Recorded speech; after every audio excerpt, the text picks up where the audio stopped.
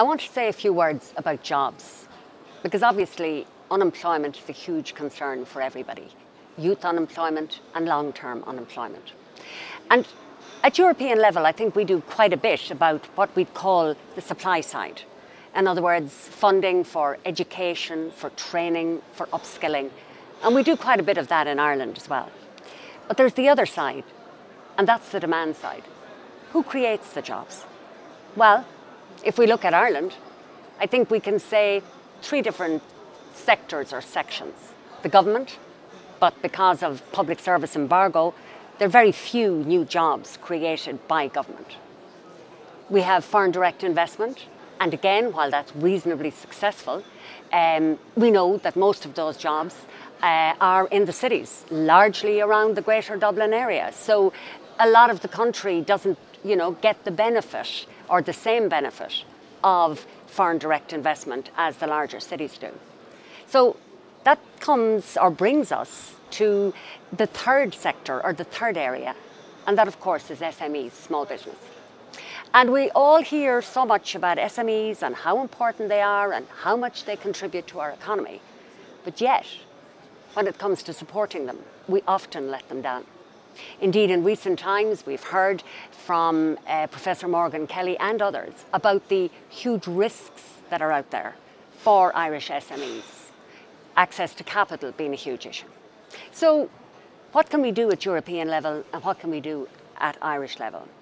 Well, at European level, I think we've made some progress. For example, we have a late payments directive, which means that, businesses must be paid within a certain length of time, and that certainly helps cash flow.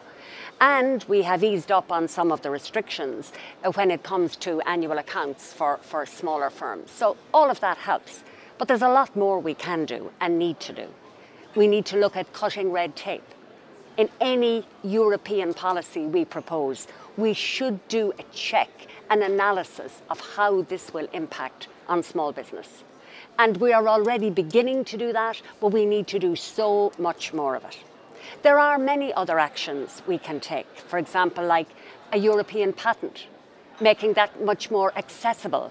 And also cross-border disputes, trying to find alternative ways of resolving these disputes. That matters to small businesses who trade cross-border.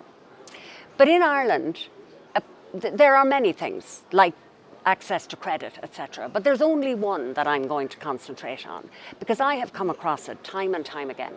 And that is small business being able to tender for government contracts. What happens is, when contracts are designed, they're designed in such a way that there are too many barriers for small business. The barriers are set too high. You need huge turnover, you need huge levels of insurance. So small businesses just can't manage it. I have seen many different examples in many sectors. And it is nothing short of disgraceful that Ireland is the country in Europe most likely that tenders, government tenders, would go outside the country.